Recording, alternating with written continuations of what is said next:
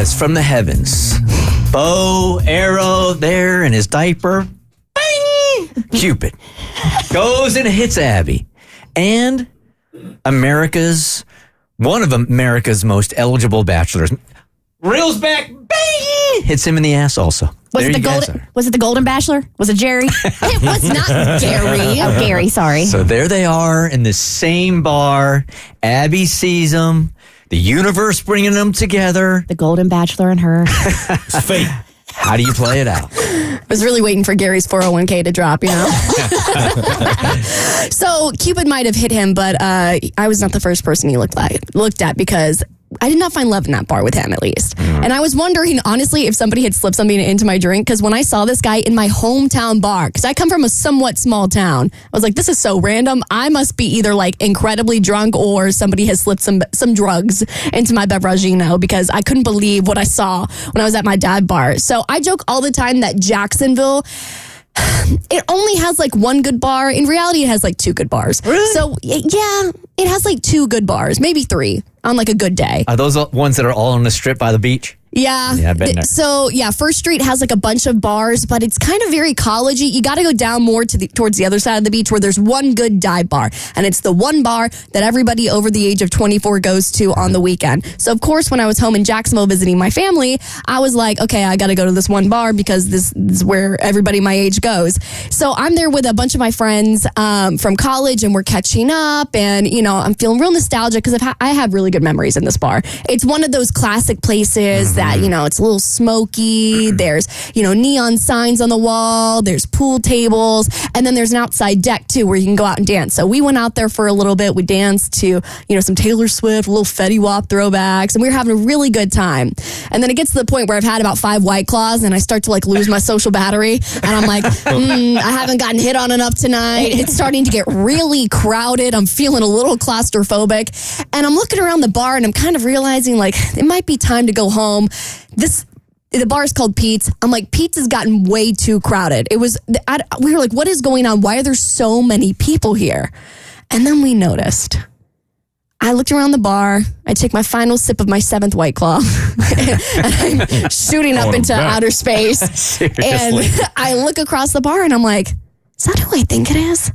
And then I go back to my drink and I slurp the final little bit. I'm like, and now I'm really hammered. And my friend looks at me and she goes, Abby, is that Tyler Cameron from The Bachelorette? Oh, damn. I know that name. Yeah. And it clicked in my head. I was like, I'm not the only person seeing this. That guy's a stud, right? Yeah, I'm obviously not super drunk or anything. He's actually here.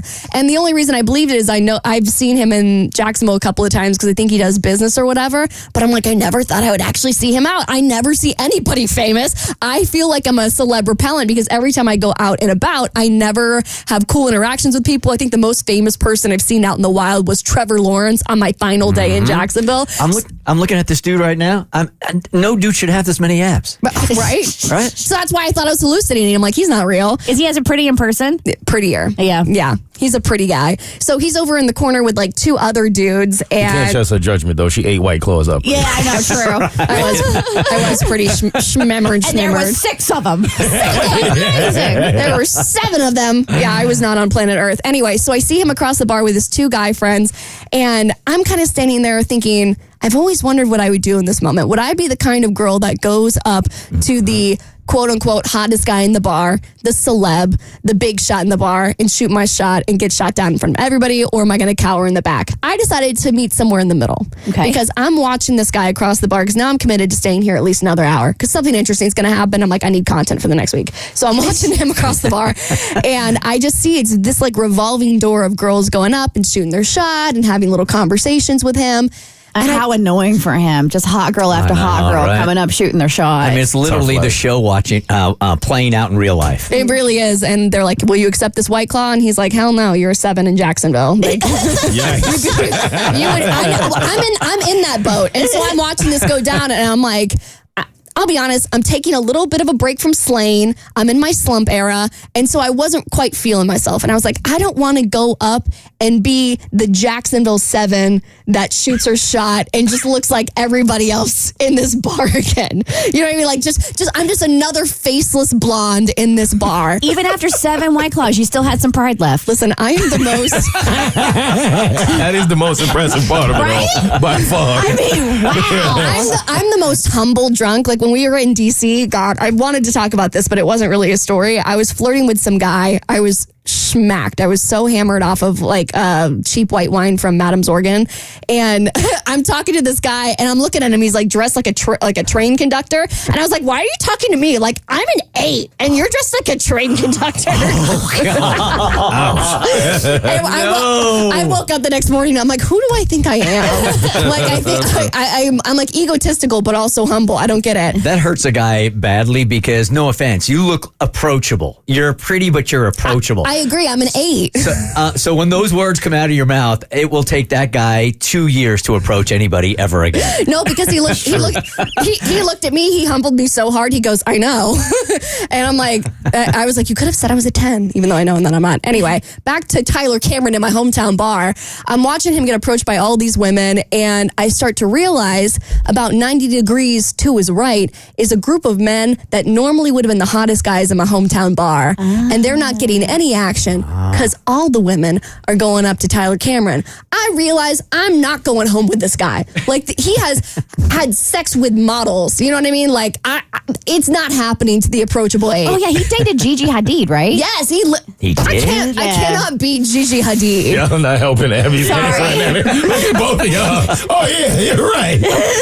Screw y'all. Anyway, so I'm thinking on any normal night, I would normally go up to those guys and hope that they would want to hang out with me. So I'm like, I'm just going to pretend that America's sweetheart Tyler Cameron is not in this bar, and I'm going to shoot my shot with the Jacksonville 7s over there and hope that Great. That's a good strategy. Smart move. Yes, like game accepts game. So I go up, have a couple beveraginos with them. Didn't look at Tyler Cameron for the rest of the night because I was getting attention from other men. Yep. Shout out to the Jacksonville 7s out there, making me feel good about myself. And you think that really bummed out Tyler, probably. I just know that he's going to see this segment and be like, wow, I really missed out here. He was so devastated. He had to reach out to his ex, Gigi Hadid, to, sue this Right. woman. Yeah. What does Gigi have that you don't have? Money.